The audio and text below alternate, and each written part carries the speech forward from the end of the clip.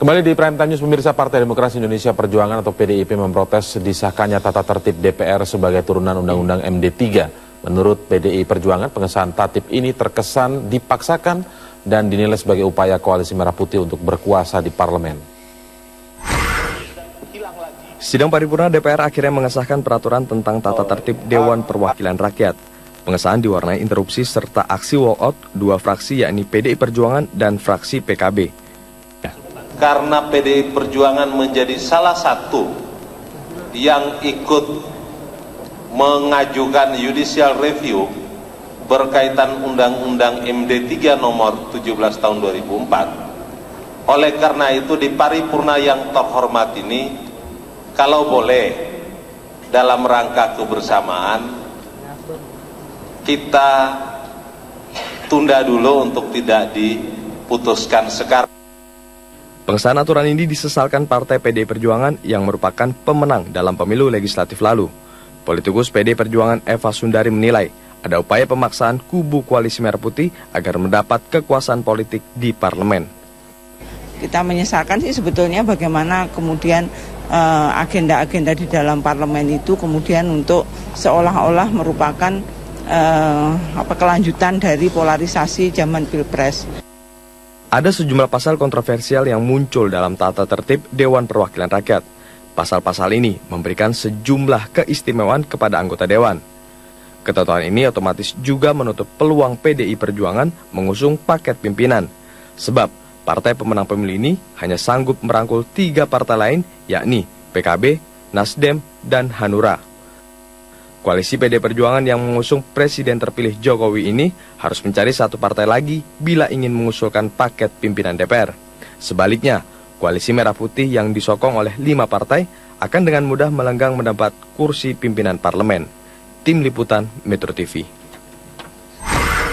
Ya, peraturan tata tertib DPR telah disahkan meski 2 fraksi walkout dari sidang paripurna penetapannya. Pemicunya salah satu isi tatip tersebut mengatur tentang sistem paket dalam mengajukan pimpinan DPR. Sistem tersebut dinilai mengunci satu koalisi, yakni Jokowi JK, sehingga tidak dapat mencalonkan pimpinan DPR. Kami mengulasnya kali ini dengan Toto Daryanto, yang merupakan Wakil Ketua Pansus Tatip dari fraksi Partai Amanat Nasional. Selamat malam, Pak Toto. Terima kasih sudah hadir.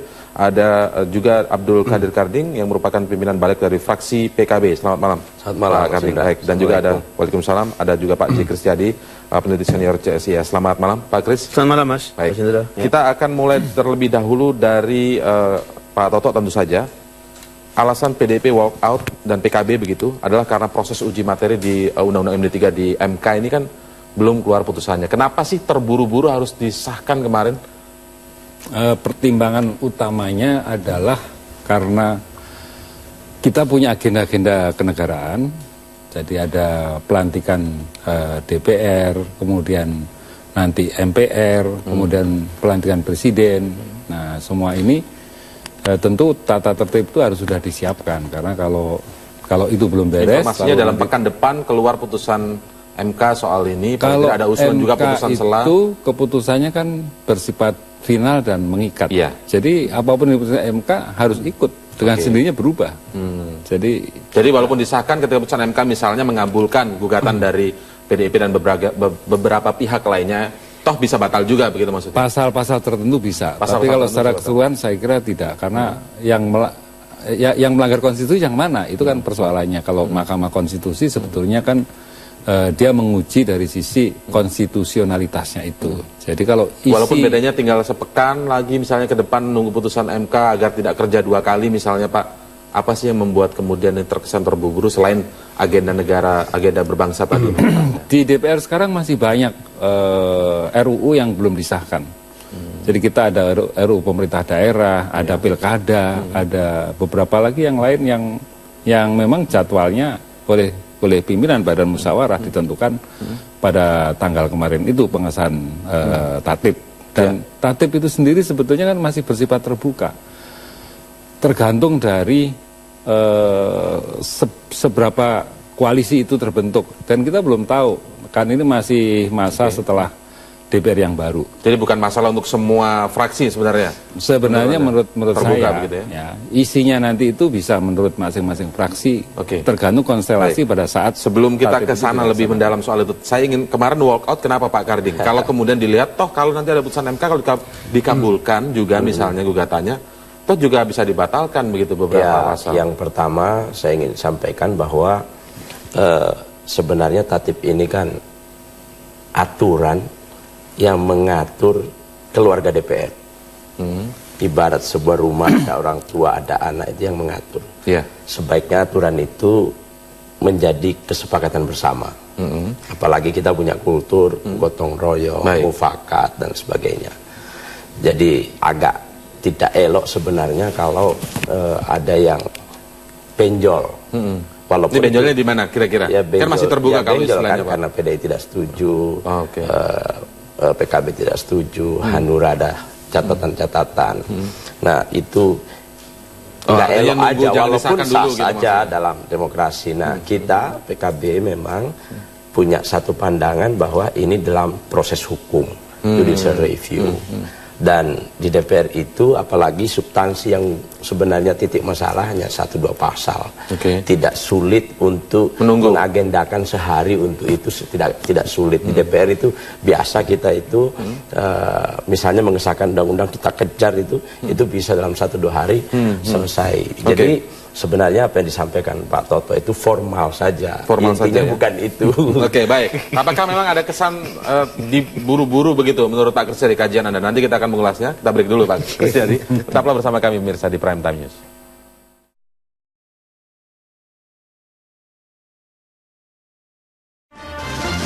Jika putusan MK rencananya begitu akan keluar dalam beberapa hari ke depan atau dalam pekan depan, mengapa kesannya pembahasan penetapan tatib DPR ini sudah disahkan kemarin begitu? Ada kesan buru-buru. Kalau Pak Kristiadi mengkajinya seperti apa?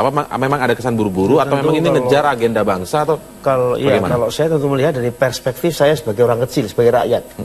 Kita buru-buru Mas sebetulnya. Kita tuh buru-buru untuk melihat bahwa kemenangan-kemenangan dari proses kompetisi ini betul-betul kemenangan itu bermanfaat untuk kita semua, untuk masyarakat semua. Itu yang paling penting. Kompetisi pilpres nih maksudnya? Iya, pilpres dan yang semuanya toh. Pilpres, pileg apa itu, mereka yang menang itu ya kita lah yang menang sebetulnya. Uang kita itu mempunyai otoritas kedaulatan yang kita berikan kepada mereka kok. Sebetulnya isu yang seperti ini Mas ya, isu mengenai soal tata tertib, pilkada langsung tidak langsung, itu isu-isu yang barang-barang biasa Mas. Maksudnya tapi yang barang-barang biasa, arti kata itu tidak menjadi genting, itu penting, tapi tidak genting. Sekarang genting sekarang ini. Sekarang ini genting. Kenapa genting? Karena kita sebetulnya bisa merasakan bahwa ini menjadi bagian daripada pertandingan yang belum selesai. Ya, padahal menurut saya kalau suasana itu normal, ini barang biasa ini sebenarnya. Sorry? Kalau suasana normal ini barang biasa. Iya, barang biasa. Isu biasa begitu. Karena apa? Karena yang namanya ketua DPR, ya toh, bahkan ketua MPR atau pimpinan DPR itu bukan komandan, bukan komandan yang bisa perintah begitu, tidak bisa. Mereka itu primus inter pares. Jadi sebaiknya menurut saya, tentu andai kata nanti memang ini terjadi, mudah-mudahan yang terpilih itu orang yang memang pantas mewakili figur seorang wakil rakyat di dunia internasional. Ini orang bermartabat. Terus yang dipilih itu orang-orang yang ada martabat di dalam, orang-orang yang tidak suka. Misalnya ini sudah tahu lah ada oknum-oknum yang suka kemudian kemana ke karaokean, ke nightclub apa itu jangan ditampilkan di situ, ya kan? Ini yang sebetulnya rakyat menghendaki seperti itu. Saya juga merasa bahwa apakah betul kalau ada yang otomatis menang kemudian duduk sebagai ketua? Menurut saya lebih baik bagaimana ini diredakan dulu, tapi dipilih tokoh yang juga dihormati di DPR. Tapi sekarang sudah disahkan itu, Pak. Sudah disahkan. Tapi itu sebelum itu sedikit klarifikasi aja, Pak Kris. Jadi sebenarnya ada contoh sebelumnya bahwa siapa yang menang itu otomatis jadi ketua. Betul. Itu DPR maupun sebelumnya begitu ya. Sebelumnya. Tahun ini yang sekarang kita pakai. Kenapa Pak Marzuki Ali jadi ketua DPR? Karena Demokrat menang. Pemenang pileg. Nah, sebenarnya andai saja kemarin ini diteruskan, itu satu tradisi yang baik. Walaupun sekali lagi ini masih dalam alur demokrasi, betul. Tradisi yang baik. Betapa sulitnya Pak untuk memenangkan pemilu itu berdarah-darah Pak, kerja keras. Jadi saya mengapresiasi PDI itu di situ sebenarnya. Karena ada jalannya sebelumnya dan kita beri contoh. Dan PDI waktu itu juga mengamini Demokrat. Nah, soal terjadi karena perubahan-perubahan memang inilah politik. Saya setuju dipilih dari partai yang menang, tapi betul-betul yang dipilih itu figur yang betul-betul mencerminkan orang yang ini orang ini pantas. Bagaimana Pak Toto? Bagaimana Pak Toto? Tapi mungkin Mas Indra, pertandingan yang belum selesai. Ini sisa pertandingan yang belum selesai. Ini bukan persoalan pertandingan dan bukan persoalan siapa yang menang yang kalah. Menurut saya ini adalah sebuah sistem. Sebuah bangunan sistem yang kita semuanya harus dengan sadar itu melakukan perbaikan-perbaikan. Jadi saya melihat mengapa persoalan ini muncul ya. Kita boleh berandai-andai. Kalau PKB atau PDIP dalam posisinya koalisi merah putih, jangan-jangan melakukan hal yang sama. Coba lihat perilaku kita dalam membuat undang-undang, undang-undang pemilu. Itu persoalan kepentingan. Siapa yang mendapatkan keuntungan pada pemilu itu? Dan diubah setiap 5 tahun. Undang-undang pilkada, semua undang-undang politik kita tidak ada yang bersifat Tapi kalau sudah ada contohnya di misalnya di pemerintahan sebelumnya atau di era sebelumnya ya, di era sekarang ini, itu kan PDIP juga tidak mempertanyakan tentang pertanyaannya itu kan juga konstelasi pada saat itu memang membuat seperti itu. Bukan, ada sejarahnya Pak Toto. Pak Toto sudah mengikuti DPR sudah 2 kali sebelumnya. Sejarahnya waktu itu tokoh-tokoh politik ingin ada kebersamaan di DPR, nah sehingga ya sudahlah. Tidak perlu voting lagi kayak sekarang soal ini. DPR ini satu keluarga besar. Coba kita segala sesuatunya kita kembangkan. Tapi keyakinan tentu ada unsur politiknya. Ini tentu ada tradisi. Tapi tradisi menurut saya juga diisi oleh sesuatu yang bisa memberikan roh tadi. Saya setuju pembangunan sistem. Tapi pembangunan sistem saja yang kering dengan roh, yang kering dengan spirit, yang kering dengan niat baik, juga tadi betul interest. Interest halal apa haram? Halal. Halal. Tapi interest menjadi haram kalau interest menjadi ideologi. Tidak bisa. Interest harus menjadi bagian dari bagaimana memanifestasikan niat baik. Saya berusaha menggarisbawahi apa yang dikatakan Pak Kristiadi. Ini sebenarnya isu yang seperti ini tuh dibahas dengan sistem itu baik dan ini sebenarnya biasa-biasa saja, tetapi menjadi luar biasa sekarang karena memang masih ada sisa pertandingan belum selesai. Interest seperti dikatakan Mas Kris ini, kalau dia dikemas dalam sebuah sistem menjadi konsensus bersama, itu selesai. Betul. Persoalannya kan karena tidak ada konsensus. Tapi benar ini bukan sisa pertandingan yang belum selesai, itu, Pak. Nanti kita ulas lagi. Tetaplah bersama kami di Prime Time News.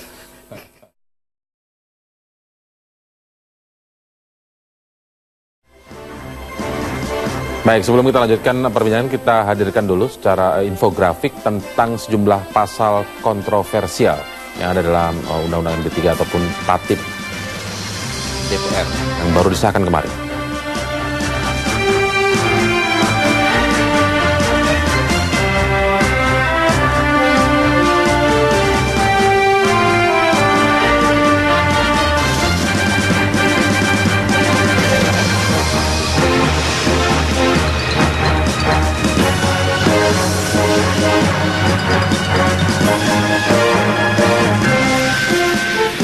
Boleh tidak sedikit dijelaskan secara sederhana tetapi dapat mudah dipahami oleh publik yang melihat sebenarnya yang lagi diributin ini apa sih?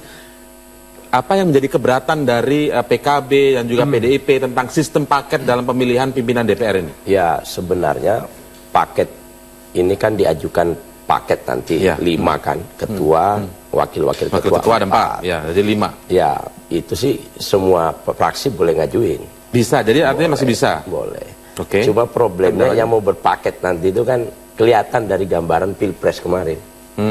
Nah, ini kalau yang di Jokowi, ini di Jokowi PDIP, Jokowi, PKB, Hanura, Nasdem. Artinya belum sampai 5 nih. Ya nggak tahu kalau nanti. Tapi kan sulit, saya kira sulit tentu. Artinya betul bahasanya Pak Kris tadi. Kalau dalam masa normal ini nggak ada masalah. Masalahnya ini ada sejarah ikutan dari sejarah itu, sejarah kompetisi bulan Juli lalu, jadi nggak bisa dipotong di sini, itu kan. Nah, itu satu saya kira. Kalau DPR yang kemarin, yang saya pahami masalah utama di sini, yang lain nggak ada masalah. Baik, Pak, kalau kelihatan sistem paket itu ya kelihatan dong Pak sebenarnya ini memang belum selesai, memang ingin apa ya? Kalau boleh mengutip menguasai parlemen gitu ya dari Koalisi Merah Putih ini Pak ya. Itu kan penafsiran. Kalau dari sisi norma, sebenarnya norma ini kan sangat terbuka. Jadi semua tergantung konfigurasi politik pada saat norma itu dijalankan. Dan saya punya keyakinan bahwa kita udah biasa di dalam politik di Indonesia. Saya sudah 10 tahun saya di DPR, jadi saya juga tahu bahwa ini nanti akhirnya itu semuanya pasti akan dengan secara musyawarah, secara mufakat, kemudian diselesaikan dengan baik-baik, dan ya banyak hal yang diselesaikan dengan lobby-lobby. Ya, saya kira mungkin itu jalan keluarnya terakhir nanti saya bayangkan seperti jadi itu. Jadi selain Gerindra, PAN, P3, kemudian Golkar. Ini kan sebenarnya. Ini artinya bisa. Ini kan sebenarnya gini Mas Indra. Ini kan dikunci kalau kita baca tatip secara serius itu bahwa nanti yang jadi pimpinan DPR ini sekali dalam 5 tahun. Nah, boleh berganti orang tapi dari partai yang sama. Artinya, maksudnya dikuncinya ini seperti apa? dikunci, diselesaikan dulu ini. Setelah itu mau berkoalisi lagi, lain-lain, Golkar mau gabung Jokowi atau PAN mau gabung, selesai. Tapi pimpinan DPR sudah tidak bisa lagi diganggu gugat. Partainya sudah itu Golkar atau siapa misalnya. Jadi kuncian itu yang kesannya kemudian diburu-burukan. Apakah begitu Pak Toto? Nanti kita lanjutkan. Kita jeda dulu. Kita jeda dulu. Nanti kita akan lanjutkan. Tetaplah bersama kami di Prime Time News.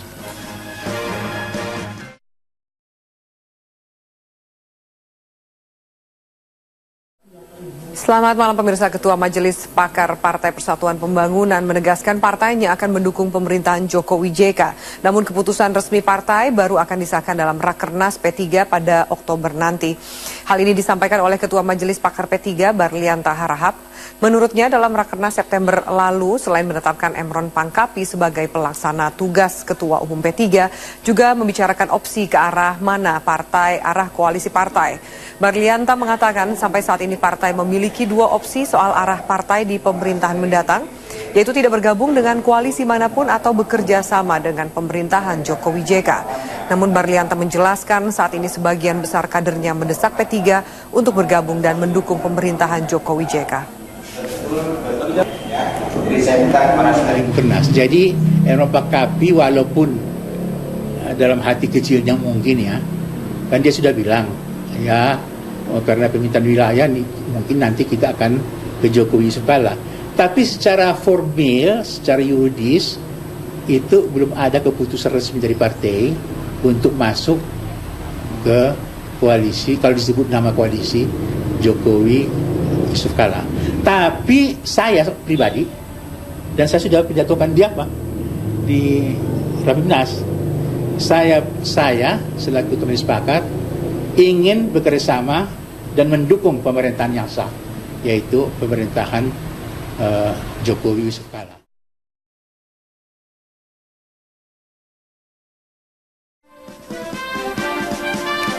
Kembali di Prime Time News, pemirsa. Langkah DPR mengesahkan aturan tatip anggota lembaga itu menuai kritik. Pengamat politik menilai pengesahan itu terlalu tergesa-gesa, sementara Undang-Undang MPR, DPR, DPRD, dan DPD yang menjadi dasar aturan tatip masih diuji di Mahkamah Konstitusi. Salah satu keberatan yang diajukan oleh fraksi PDI Perjuangan dan fraksi Partai Kebangkitan Bangsa terkait pengesahan tatip DPR adalah ganjalan pada kontroversi keberadaan Undang-Undang MD3. Pasalnya, undang-undang yang menjadi dasar tatip tersebut masih diuji di Mahkamah Konstitusi. Maka pemilahan. Pengamat politik Ikrar Nusa Bakti juga menilai seharusnya pengesahan dan penyusunan tatip ini ditunda hingga anggota DPR yang baru terpilih dan resmi dilantik. Jadi itu yang saya katakan ya, sebetulnya menurut saya kalau membuat tata tertib itu harusnya dibuat oleh anggota DPR yang baru. Kenapa demikian? Karena itu akan mengatur bagaimana tata tertib persidangan, tata tertib pengajuan hak interpelasi dan sebagainya, termasuk juga tata tertib di dalam persoalan legislasi, pengawasan, kemudian juga apakah DPR itu punya hak imunitas dan sebagainya, ya itu kan harusnya dibuat oleh DPR yang nanti, karena itu akan mengatur mereka, bukan kemudian sekarang dibuat oleh DPR yang sekarang untuk mengatur DPR yang akan datang. Sementara mantan Hakim Konstitusi Marwarar Siahaan mengatakan tatip DPR harusnya dibatalkan jika nantinya Mahkamah Konstitusi mengabulkan gugatan uji materi terhadap Undang-Undang MD3 yang diajukan oleh sejumlah orang dan kelompok. Marwarar menilai besar kemungkinan uji materi Undang-Undang MD3 ini akan dikabulkan karena adanya sejumlah alasan. apa yang diajukan oleh DPD. Nah, kalau di dalam Undang-Undang Dasar sejak masuknya pasal 22D itu di Undang-Undang Dasar 45 pada perubahan ketiga, itu pasti sangat berpengaruh ketika DPD sudah diberikan kewenangan legislasi di bidang otonomi daerah, sumber daya alam, dan kewenangan-kewenangan yang menyangkut itu. Sehingga oleh karena itu ketika misalnya ada Undang-Undang MD3 yang mengatur masalah mengenai DPD tetapi dia tidak diikutkan secara formal atau dalam apa yang dikatakan formalitas yang diperlukan untuk membentuk satu undang-undang, pasti secara kasat mata kita bisa melihat ada pelanggaran yang dilakukan di dalam hal ini, yaitu ketentuan-ketentuan pasal 22D yang kemudian sudah ditafsirkan oleh MK dalam putusannya yang memberikan wewenang itu kepada DPD, tetapi itu dikesampingkan. Kalau uji formal itu terbukti nanti, pastilah undang-undang itu secara menyeluruh dibatalkan. Sebelumnya, tatip DPR yang disahkan kemarin sempat diwarnai aksi walkout oleh anggota DPR dari fraksi PKB dan PDI Perjuangan. Sementara fraksi Partai Hanura memberi sejumlah catatan untuk aturan tatip DPR ini. Tim Liputan Metro TV. Baik, kita lanjutkan perbincangan di Prime Time. Sekarang saya ke Pak Kristiadi. Tadi saat break Pak Kristiadi bilang ada intuisi yang Anda dapatkan ketika forum ini mulai membahas tentang tatip tadi. Mas Toto tadi bilang bahwa oke lah, kita sudah banyak pengalaman, nanti itu akan berakhir dengan baik semua, bla bla bla bla. Dan ini tentu saya hubungkan dengan apa? Dengan sikap-sikap dan bahasa-bahasa tubuh pimpinan PAN seperti Pak Hatta Rajasa sendiri dan sebagainya. Itu saya ada gambaran bahwa mudah-mudahan ini berakhir dengan apa? Mudah-mudahan berakhir karena kita juga ingin rakyat ini segera melihat konflik ini berakhir. Dengan kelompok Merah Putih mengatakan oke, saya sekarang ini sudah saatnya untuk menyatakan bahwa kita akan memberikan selamat kepada Jokowi dan Yusuf Kala, gitu, karena saya juga yakin bahwa mereka akan memperjuangkan para pengikut dan pemilih saya, dan saya akan memberikan dukungan sejauh dia memang kebijakannya seperti itu. Sementara di parlemen dan sudah saya akan melakukan kritik yang keras kalau mereka memang menyimpang dari apa yang mereka janjikan. Nah, itu mudah-mudahan akan terjadi. Itu harapan kita. Saya merasa terburu-buru untuk bisa mendengarkan berita baik seperti itu. Karena kita juga tidak... Benar begitu kira-kira Pak Toto? Mudah-mudahan seperti itu, mudah-mudahan. Ya, ini kan harapan baik, kayak Mas Kris katakan. Ya. Dan pengalaman kita, apa sih persoalan politik yang nggak selesai di Indonesia? Saya kira bangsa kita ini sudah sangat dewasa. Yang kurang itu sebenarnya sistem. Kembali lagi persoalan sistemnya. Maka saya ingin mengakhiri persoalan kegaduhan kita ketika membuat aturan perundangan dari sisi kepentingan menjadi interest. Lalu tadi Mas Kris mengatakan seolah-olah ini interest menjadi ideologi dan lain-lain. Sebenarnya kalau saya lihat ini bukan soal ideologi atau bukan ideologi. Persoalannya adakah kemauan kita untuk mengakhiri semua ini? Kemudian tetapi boleh tidak kan saya menyimpulkan dari perspektif Merah Putih ini termasuk PAN yang ada di dalamnya, ini selesai setelah nanti pimpinan DPR terpilih dengan mekanisme yang ada di tatip baru ini, begitu maksudnya? Ini kata-kata kita pegang. Yang perlu adalah kemauan. Itulah roh yang tidak ada, itu kemauan sekarang ini. Political will yang tidak ada. Kita harus menghadirkan kemauan itu sehingga sistem itu diisi oleh kemauan yang baik. Seperti itu maksudnya. Jangan dibiarkan dipaksa supaya mau kemauan baik. Bagaimana? Kalau disebutkan akan berakhir setelah pimpinan DPR diisi, kemungkinan nanti kalau Anda menyebutkan tadi dikunci tadi. Saya dari awal berpandangan bahwa kalau sudah pimpinan DPR selesai, sudah berakhir. Sudah berakhir. Itu sudah akan ada cair itu. Jadi ini kunci dulu di pimpinan DPR, MPR, setelah itu cair setelah itu. Begitu. Komisi nanti akan dikocok ulang. Tapi tetap setuju nggak PKB, PDIP kemudian dengan koalisi yang lain dengan sistem kalau nanti itu kan tergantung toh, artinya begini, itu kan format politik berikutnya, konstelasi politik berikutnya. Nah tentu kalau kami sejak awal kan terbuka untuk teman-teman partai-partai dari Merah Putih ini, silakan bergabung. Indonesia ini besar, kita bareng-bareng lah gitu kira-kira untuk kepentingan bangsa Indonesia, kecuali Pak Jokowi itu orang jahat, nah itu kita harus lawan bersama. Nah dia track recordnya baik dan sebagainya, mari kita bersama. Kalau ada hal yang perlu dibicarakan. Tapi kalau diisi rata-rata kemudian dengan sistem paket ini kemungkinan besar dari koalisi Merah Putih yang menjadi pimpinan. Saya masih berkeyakinan secara pribadi bahwa selesai dulu pimpinan DPR.